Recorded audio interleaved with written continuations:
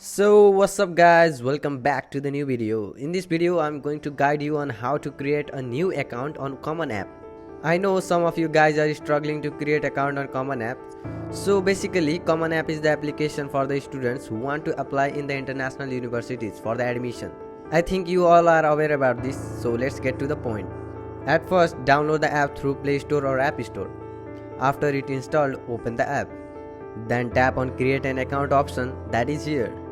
Then select the type, whether you are from first year student or transfer student or you are professional, etc. Then enter your email address 2 times. Create a strong password like me using different characters and numbers. Here choose the option related to you. Again, app will ask for your personal information. Here give your first legal name. If you have any other nickname, then you can add by tapping S option. Again, here put your surname and your date of birth. Then put your contact details like your phone number, also your address too. If you are in European country, then choose yes option, otherwise tap on no. Again choose yes option and agree the terms and conditions. Finally tap on create account. Through these steps you can easily create your account on Common App.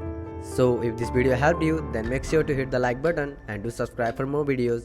In the next video we are going to learn how to add colleges in the Common App. So bye bye, see you all in the next video.